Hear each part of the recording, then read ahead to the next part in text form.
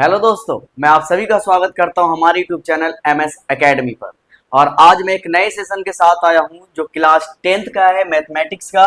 Chapter है circles और आज उसके एक्सरसाइज 10.1 को हम करने वाले हैं। इसमें टोटल दो एक्सरसाइज है, 10.1 और 10.2। हमेशा की तरह मजेदार तरीके से हम इसे सीखेंगे और सीखने की कोशिश भी करेंगे। तो सबसे पहले इस एक्सरसाइज को स्टार्ट करने से पहले इसकी बस 3 बेसिक चीजें हैं जो हमें जाननी है। उसके बाद हम एक्सरसाइज को बहुत ही आसानी से सॉल्व कर लेंगे। तो पहले ये 3 चीजें क्या है, आप जैसा कि देख सकते हैं मेरे सामने 3 सर्कल्स है। आई नो कि आप सभी लोगों को पता होगा कि सर्कल क्या होता है। सर्कल एक क्लोज शेप, राउंड शेप में एक फिगर होता है जिसे हम लोग सर्कल कहते हैं। अब सर्कल के ऊपर जो 3 लाइनें दिख रही है आपको अलग अलग कंडीशन में।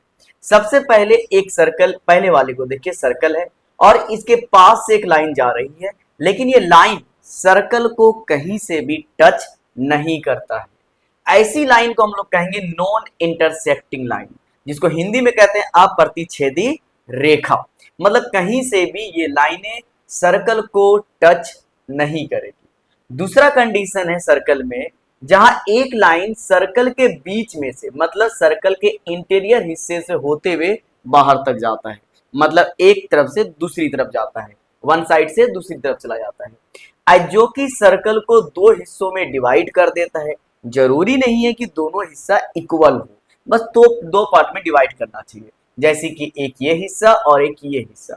ऐसी लाइन को हम लोग कहते हैं सेकंड, जिसको हिंदी में कहते हैं छेदक रेखा। अब तीसरा सर्कल जो हमारे सामने है, इस पे एक लाइन है जो सर्कल को वंस टाइम सिर्फ एक पॉइंट पे टच करके आगे की ओर चली जाती है। ऐसी रेखा को हम लोग कहते हैं टेंजेंट और हिंदी में से कहते हैं स्पर्श रेखा। तो ये 3 बेसिक चीजें थी जो हमें सर्कल में सीखना था। और अब हम मूव करेंगे एक्सरसाइज 10.1 के पहले क्वेश्चन पर। अब हमारे पास है क्वेश्चन नंबर 1, जिसमें कह रहा है how many tangents can a circle have. एक सर्कल के ऊपर कितनी टेंजेंट्स हो सकती है। तो अभी पहले मैंने आपको समझाया था टेंजेंट होता क्या है। टेंजेंट एक ऐसी लाइन होती है जो सर्कल के एक पॉइंट को टच होकर निकल जाता है आगे की ओर। मतलब आंसर होगा a circle can have infinite tangents. ऐसा क्यों कह रहा हूं उसको समझिए आप। जस्ट लाइक एग्जांपल, ये एक पॉइंटर यहां से एक लाइन आती है और ये लाइन यहां से टच करके चली जाती है। एक पॉइंट, मान लीजिए एक पॉइंट इस जगह पर भी है, क्योंकि सर्कल तो छोटे छोटे पॉइंटों से ही मिलकर बना है। ये भी टेंजेंट हो सकता है, यहां से ये भी टेंजेंट हो सकता है, इस जगह से ये भी टेंजेंट हो सकता है।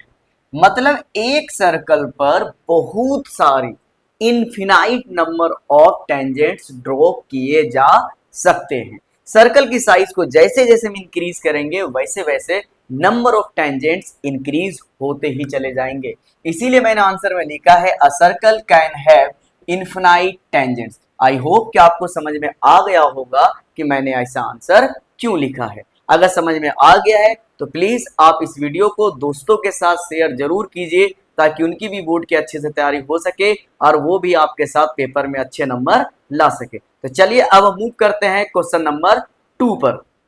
अब मेरे पास है क्वेश्चन नंबर 2, जिसमें कह रहा है फिल इन द ब्लैंक्स। हमारे पास कुछ फिल इन द ब्लैंक्स दिए हुए हैं, हमें इसे फिल करना है। लेकिन क्वेश्चन को समझते हैं पहले। क्वेश्चन कह रहा है a tangent to a circle intersect it in dash points.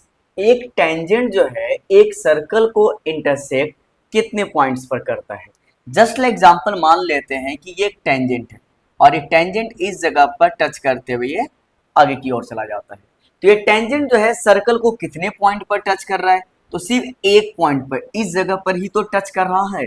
Number of point जो टचिंग वाला है वो 1 होगा, तो हम यहाँ पर लिखेंगे 1। कितना लिखेंगे? 1। क्यों? क्योंकि एक टेंजेंट सर्कल को एक बार ही इंटरसेक्ट करता है। दूसरा है a line intersecting a circle in 2 points is called a dash. एक लाइन एक सर्कल को इंटरसेक्ट करती है। क्या करती है? इंटरसेक्ट करती है, मतलब प्रतिच्छेद वाली लाइन कहती है। यहां पर एक लाइन खींचते हैं और ये लाइन सर्कल को इंटरसेक्ट कर रही है, मतलब 2 हिस्सों में इक्वली डिवाइड कर रही है।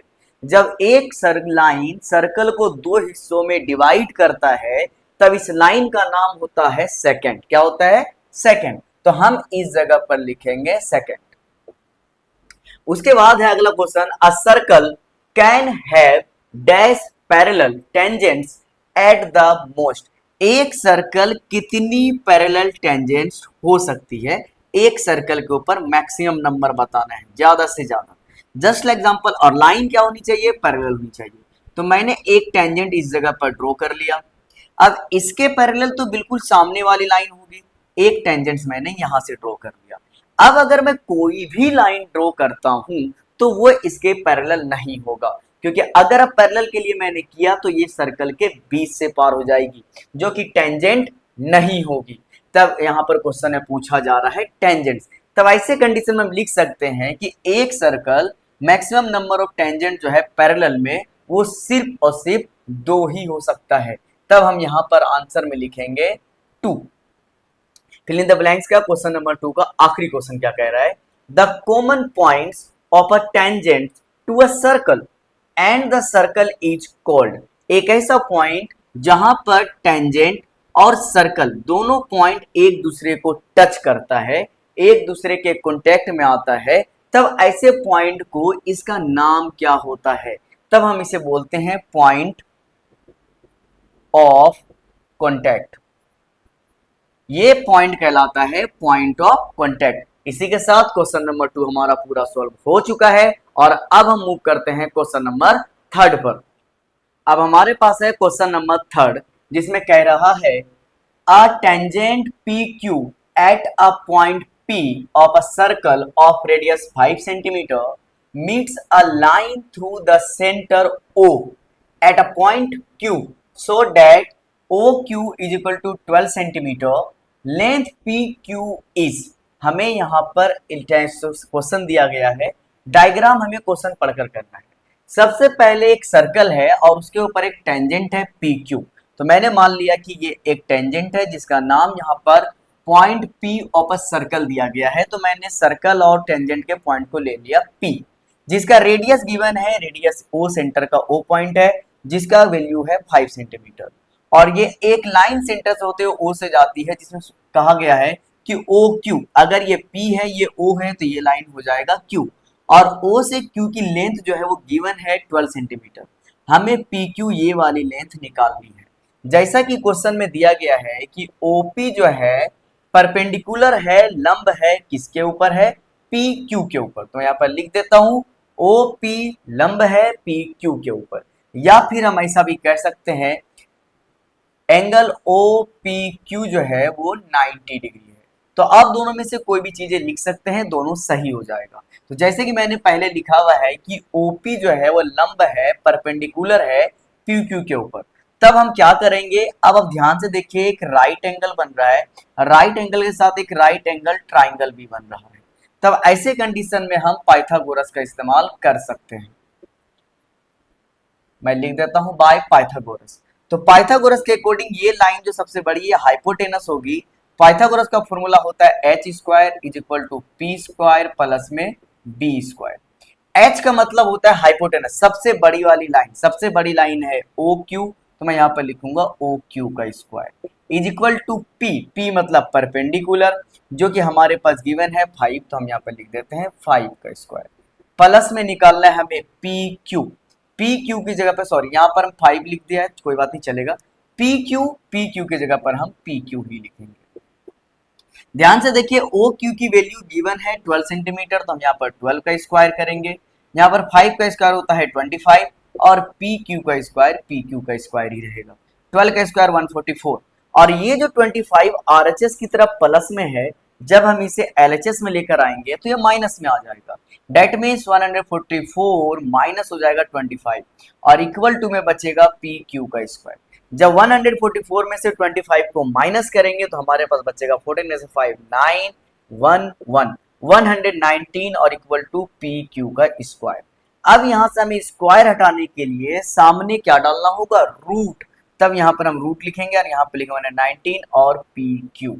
स्क्वायर हटाने के लिए दूसरी तरफ हमें रूट लगाना पड़ता है। तो पी क्यू की हमें डिस्टेंस लंबाई पता चल चुकी है, जो कि रूट के अंदर 119 और सारे वैल्यू सेंटीमीटर में है तो ये भी सेंटीमीटर में आ जाएगा। तो जो लेंथ हमसे पूछा गया था पी क्यू का वो निकल चुका है √119। ऑप्शन ए 12 है, नहीं होगा। ऑप्शन बी 13, ये भी नहीं होगा। ऑप्शन सी है 8.5 सेंटीमीटर, ये भी नहीं होगा। ऑप्शन डी हमारा बिल्कुल करेक्ट है, बिल्कुल सही है। तो इसी के साथ क्वेश्चन नंबर 3 हमारा पूरा हो चुका है और अब हम मूव करेंगे इस एक्सरसाइज के आखिरी क्वेश्चन पर, जो कि होने वाला है क्वेश्चन नंबर 4। तो चलिए हम उसे भी मजेदार तरीके से सीखते हैं। अब हमारे पास है क्वेश्चन नंबर 4, जिसको कह रहा है draw a circle and two lines parallel to a given line such that one is a tangent and the other a second to the circle. मतलब एक सर्कल पे दो लाइन पैरेलल हमें ड्रॉ करनी है, उसमें से एक लाइन टेंजेंट होनी चाहिए और दूसरी लाइन सेकेंड होनी चाहिए। तो चलिए मैंने एक सर्कल बना रखा है और इस पर पैरेलल लाइन खींचने के लिए टेंजेंट टेंजेंट जो कि सर्कल के एक पॉइंट से टच होती है, ये वाली लाइन मान लीजिए इसे ए और बी। ए और बी जो है इस सर्कल के ऊपर टेंजेंट है। हाँ, एक और लाइन खींचनी है पैरेलल जो कि सेकेंड होनी चाहिए। सेकेंड का मतलब होता है जो सर्कल को दो हिस्सों में डिवाइड कर देता है। तो उसके लिए बिल्कुल इस लाइन से इक्वली हमें एक और लाइन ड्रॉ करनी पड़ेगी, जैसा कि मैंने कर दिया है। याद रखना है कि ये जो गैप है लाइनिंग का, ये दोनों इक्वल होना चाहिए, तभी तो लाइनें पैरेलल होगी। इसके लिए आप स्केल का इस्तेमाल कीजिएगा और अच्छे से एक सीधी लाइन ड्रॉ कीजिएगा। इस लाइन को मान लेते हैं सी और डी। अब आप ध्यान से देखेंगे कि लाइन ए बी जो है वो सी डी के पैरेलल है, जो क्वेश्चन में कहा गया था, जिसमें कहा था एक टेंजेंट। तो ए बी वाली लाइन जो है ये टेंजेंट है और एक लाइन सेकेंड होनी चाहिए थी जो कि है सी डी, ये वाली लाइन सेकेंड है। इसी के साथ क्वेश्चन नंबर 4 हमारा पूरा हो चुका है। आई होप कि आपको मजा आया होगा सीखने में, और अब अगर मजा आया है तो आप इस वीडियो को अपने दोस्तों के साथ शेयर जरूर कीजिए। आज इस वीडियो में मैं यहीं तक आप लोगों के साथ था। अब मैं आप लोगों से मिलूंगा अगली वीडियो में। तब तक के लिए आप अच्छे से पढ़ाई कीजिए, आप अपना ख्याल रखिए और अगली वीडियो का इंतजार कीजिए।